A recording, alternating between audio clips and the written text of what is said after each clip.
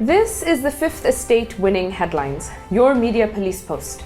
In this segment, we summarize some of the headlines that you may have missed this morning, but we also take a look at the political pieces that we call cartoons in this country.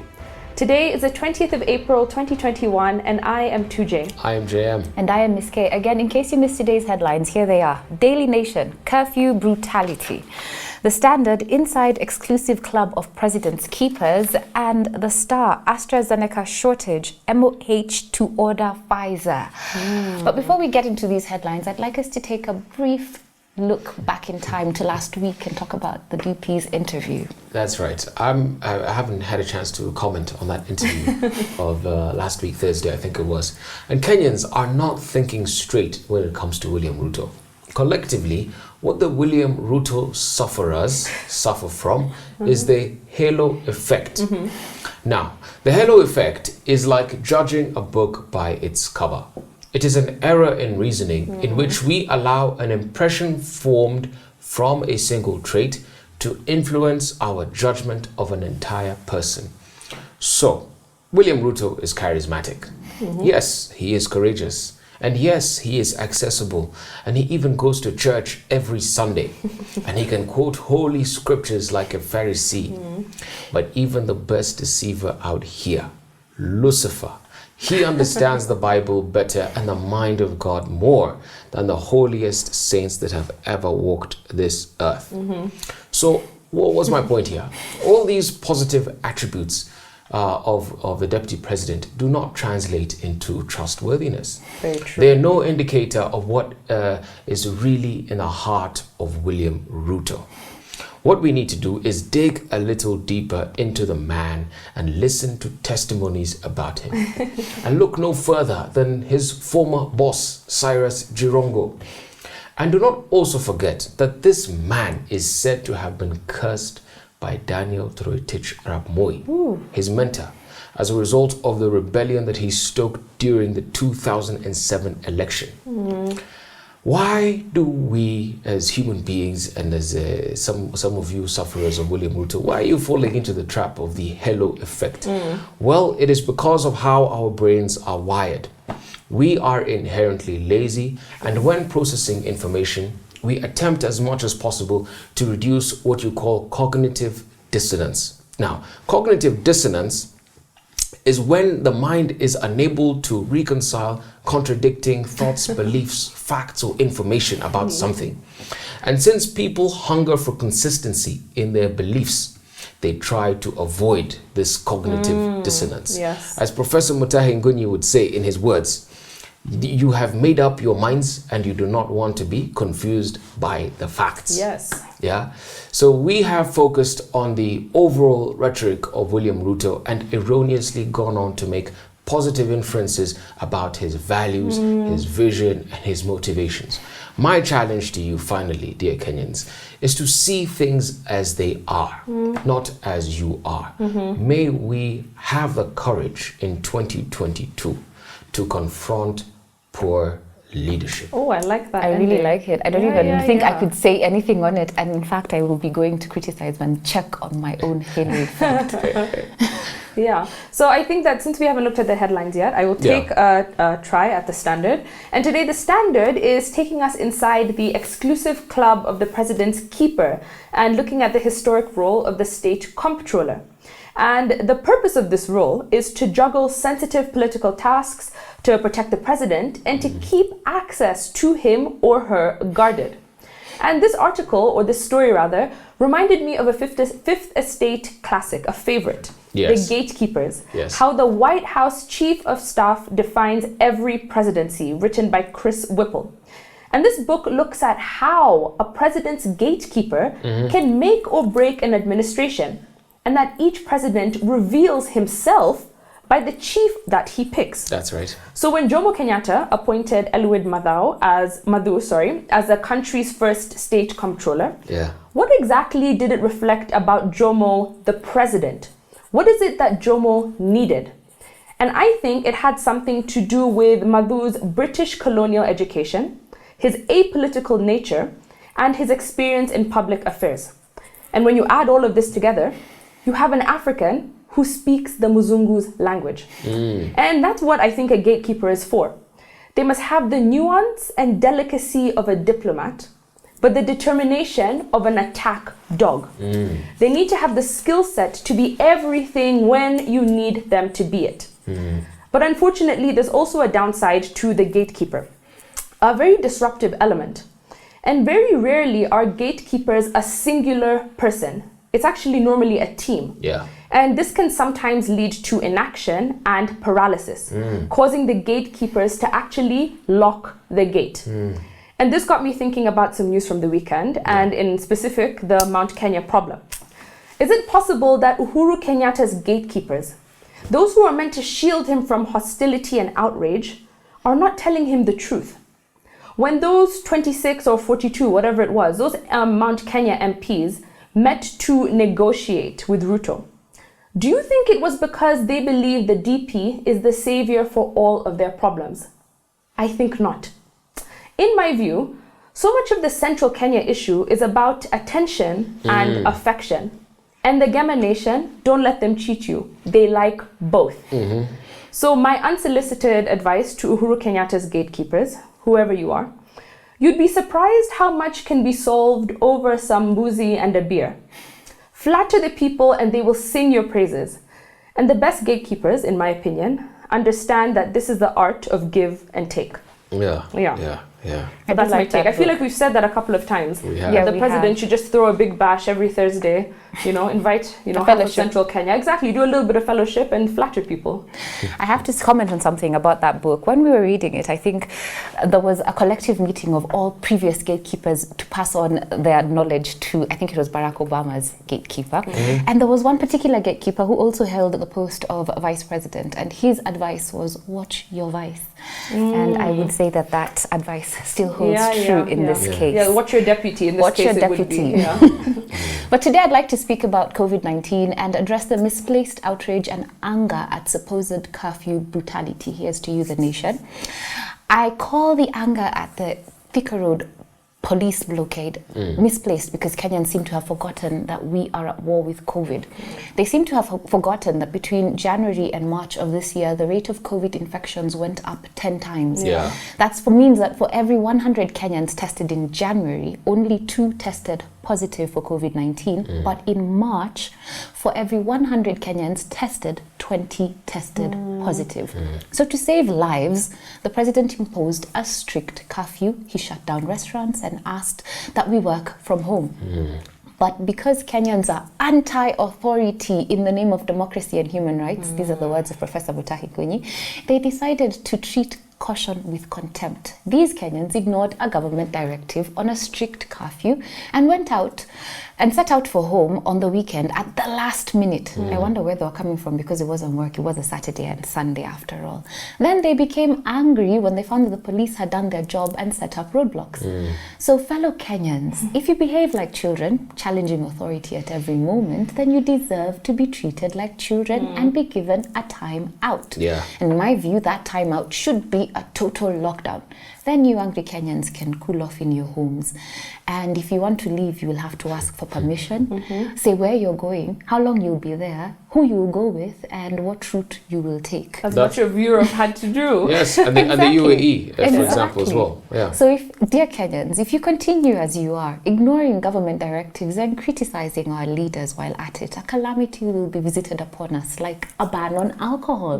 Then because you love to drink like the South Africans, you'll be left to drink sanitizer and fermented pineapples while you're stuck in your homes. Those are my thoughts. These are things we can't take for granted at all. No, we cannot. We cannot. Lives trump the economy. I think that's my view and the president's view as well. And we have a 3-part criteria that we use to judge the headlines. We ask ourselves 2 questions. Is the headline topical or speculative, repetitive or groundbreaking and thoughtful, or just plain lazy? So Daily Nation, curfew brutality, Standard, inside exclusive club of the president's keepers, and the Star, AstraZeneca shortage, now we have to get the Pfizer vaccine. What do we think? Honestly, if I had to pick a headline, I would actually go with the Standard. I would. I think that in the absence of politics, they found a really smart way to talk about the political, actors that are around those people at the center of power. Absolutely. Yeah. I do agree. Then that means Give we it toss the Daily Nation and the Star, Give it and the Standard becomes our winning headline. Yes. Onto the political pieces that we call cartoons in this country. Just like the headlines, we have a 3-part criteria. Are they humorous or dry, satirical or pessimistic and effective, or just plain lazy? Let's start with the Daily Nation, since it was my topic. And here we have a caricature of a police officer with a big rungu looking at cars that are stuck in a literal bottleneck. I think I have nothing to say. The cartoon isn't funny. It's not imaginative. It's so literal, like the actual literal bottleneck. Can I toss it? Yes, please, toss Yeah, it. I think it's... On to the Standard. In the Standard by Gado, we have a very offensively drawn Taliban or caricature of the Taliban standing next to, I guess, a quintessential American Joe. One with their AK-47, the other one with his gadgets. And behind we have the US Army filing into a plane in the hot Afghanistan sun. And they're taking a selfie saying goodbye, I suppose. And this is based off the news from the Americans. Biden says that he will have all American troops withdraw from Afghanistan by September 11th, 2021. So on one hand, it's meant to be symbolic of when the Twin Towers came down, September 11th. But then symbolic also that the Americans are finally leaving the war-torn Afghanistan. And it's meant to be ahead of schedule. So it's supposed to shame Donald Trump, who was unable to do it in his tenure. Yeah, I think it's an okay cartoon. I think, however, you have to have so much context to understand what Gado is saying. Yeah. But then again, that's Gado. He likes to have a global perspective. Yeah, true, and that layered kind of stuff. I think let's leave it while we look at the Star. Yeah. Right. So in the Star, we have here the stars on a ball, UEFA and Super League. So you got the stars just getting off the ball, basically, and then it says football's hustlers versus dynasties moment. Okay, I can't believe this is what my life has been reduced to. I'm the one giving football context. I'm so proud of you. Twitter did me good. So what I've understood is that yesterday there was the announce of something called like the European Super League. That's right. And the idea was that a bunch of dynasty football teams, I think some names, if I get them wrong, bear with me, Juventus, AC Milan, Man U, Man City, I think the big teams are separating from the UEFA Cup structure. And in doing so, they are going to be receiving about $4 billion from JP Morgan that wants to fund this new league.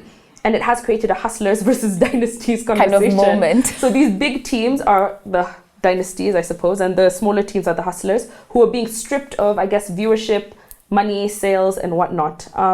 It has not officially been, confirmed, so it's still in the working. But it kind of does tell you that hustlers need dynasties, maybe? I do think that they kind of do. Yeah. Otherwise, the stars fly away. Yeah, it's a symbiotic relationship, exactly. Yeah. Actually, the implication here is that it's parasitic and the parasites are the hustlers. So not symbiotic, my goodness. No, it's parasitic. You're an ultra-capitalist. Oh, wow. Ultra-capitalist.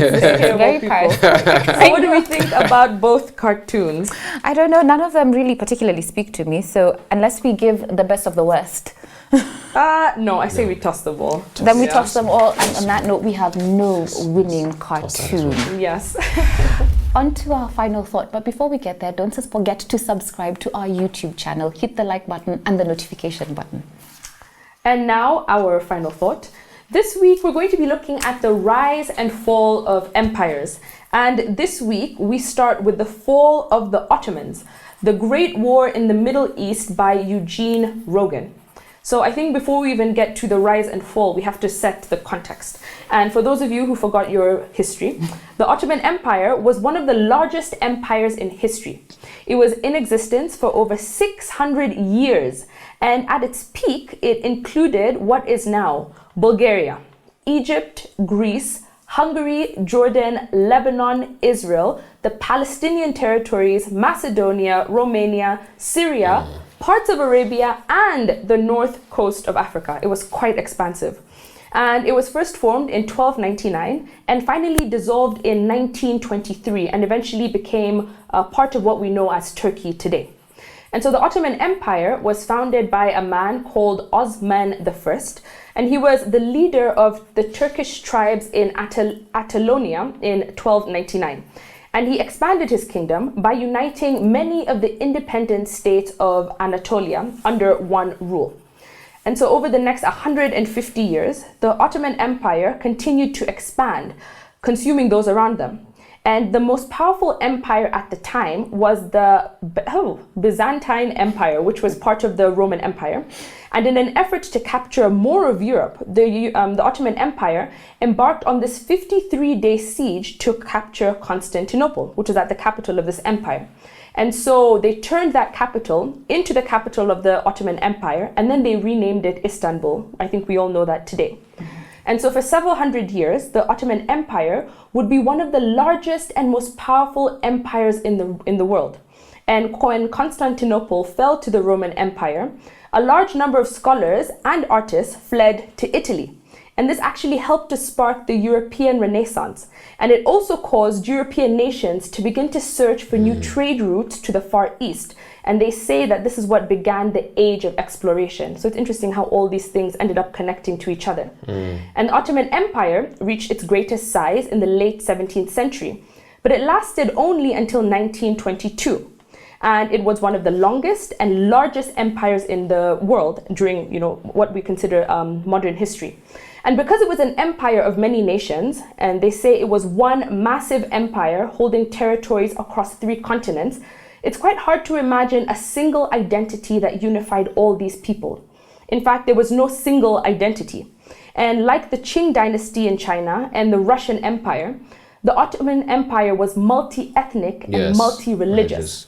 And I guess this is part of what led to its downfall. The empire had already been in decline for centuries and struggling to maintain a bloated bureaucracy of centralized administrative structure after various attempts of reform.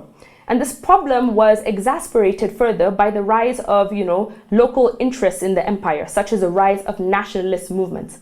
And this culminated after the empire disintegrated and was partitioned following its defeat after World War I. Yeah. And reading this really got me thinking about dealing with multi-ethnic societies. Are they doomed to fail like the Ottoman Empire did? Or is there hope in coexistence? I don't know. It really got me thinking about Kenya and Africa and the partition of the African states. Absolutely. Now I'm going to take us just into the period at which the Ottoman Empire began to collapse. So in 1913, the Ottoman Empire found itself facing a political crisis with wide-reaching consequences. With the empire in collapse, a group called the Committee of Union and Progress, CUP, also known as the Young Turks, decided it was time for a change in leadership. And so the Young Turks had staged a revolution a few years before that, in the year 1908, with the goal of returning the empire to a parliamentary democracy, which Sultan Abdul Hamid had banned when he abolished parliament in the year 1878. So during this first revolution in 1908, they had successfully forced the Sultan to abdicate, and they brought parliamentary leaders back. But afterwards, infighting amongst these Young Turks undermined the group's political power, and they lost power for a short while. But in 1913, at the dawn of the First World War, they managed to recapture power. And then fast-tracked 2 years later, in 1915, Enver Pasha, the Ottoman military officer who formed 1/3 of the dictatorial triumvirate known as the Three Pashas in the Ottoman Empire, attempted to push back the Russians at the Battle of Sarikamish in 1915. And the battle, we are told, resulted in a Russian victory, and it was actually the worst Ottoman defeat in World War I. And although poor generalship and harsh conditions, the weather was terrible that season, were the main reasons for the loss, what this Pasha did and what the Young Turks decided to do is to shift blame to the Armenians who were living amongst them. So Armenian soldiers who were still in the Ottoman Empire, here we're talking about You've just mentioned Tujay, multi-ethnic and multi-religious. And other non-Muslims in the army were demobilized and they were transferred into labor camps. And these disarmed Armenian soldiers, we are told, were then systemically murdered by Ottoman troops. The first victims of what would become the Armenian Genocide. And estimates have put it that over about 1 million people have actually were killed during that period. The Armenian Genocide, we're told as well, laid the ground for an exclusively homogeneous nation state which would eventually become the Republic of Turkey. So Turkey today, unfortunately, doesn't have the Armenians that it used to have. By the end of the war, in 1919, more than 90% of the Armenians in the Ottoman Empire had been murdered. And many traces of their former presence just completely erased. And it goes back to what you're talking about, Tujay, this break up during the multi-ethnic and multi-religious society. And there was a lot of resentment where Muslims resented the Armenians' economic and political successes and many other underlying factors. It's tragic. I think what you're saying also, I was so surprised to learn about how many young men who were Muslims actually were the child soldiers of the Ottoman Empire. They're the reason that they succeeded for so long. It was like that brainwashing into religious craziness. And I'd like to address that brainwashing into religious craziness. I'd like to address the religious angle of the fall of the Ottoman Empire. I know you said that it was multi-religious and multi-ethnic, but however, the Ottoman Empire was also the world's only great Muslim empire. And I say that in the same way that Kenya is a Christian nation, but we do have Muslims and Hindus and other faiths within us. But in general, we are a Christian nation, in the same way the Ottoman Empire was a Muslim empire. So in November 1914, this Muslim empire was thrown into a life or death struggle against 3 historically Christian powers: Britain, France, and Russia. All parties made frantic calculations about the likely intertwining of religion and strategy. And the author states that the Christian nations of the Triple Entente, am I saying it correctly? Entente, had millions of Muslim subjects within them who might, in their view, be open to the seduction of the Ottoman Sultan, especially if he seemed to be prevailing in the war. And the Ottomans, for their part, were in an alliance with 2 other European Christian powers, Germany and Austria-Hungary. Ironically, one of the Ottoman allies, the Teutons, urged the Sultan to use his role as caliph to proclaim an Islamic holy war. The Ottomans, meanwhile, feared that the influence of foes, especially Russia, over their own Christian subjects, including the Greeks and the Armenians who you mentioned, who formed a substantial, economically important minority in the empire's capital and hinterland, would affect them. But you know what the Sultan did? In the end, he did declare a holy war, calling all Muslims to arms to defend the empire. However, in the end, nothing went as expected because global conflict overturns all predictions. That's right. And in the Ottomans' confrontation with Britain, for instance, instead of the Sultan winning over London's Muslim subjects, it was the British who profited by breaking the Turks' hold over certain Muslims, case in point, the Arabs. And the defeat of the theocratic Ottoman Empire established the principle that ethnicity and nationalism, in this case Arab nationalism, could trump religious bonds, even where the empire was firmly grounded in zealous religious faith. So I don't know, maybe this multi-ethnic societies thing shouldn't be thrown aside so quickly. My unrelated question is, if somebody was to ask all Christians to go to war, who would that person be? The Pope, obviously. And if the Pope called all Christians to arms to go to war, would we they listen? Of course they No, would. they wouldn't. This They is would. not the Roman Empire They when the would. Pope had usurped the authority of the Just a The empire. Catholics, not the Protestants. The Catholics. Yeah, the Catholics can be called to arms. We were still protesting 100 years later. Absolutely. Anyway, this is Winning Headlines. Today we had a winning headline from The Standard. We had no winning cartoon. Do not forget to find us on your TV screens. We're on Pan, Free to Air, Go TV, and Star Times. I'll end with a quote by Marianne Williamson, American, with some nice quotes. And she says that empires always have the hubris to think that they are indestructible, when in fact they are always unsustainable. I guess we'll find out this week. We will. Do have a great day.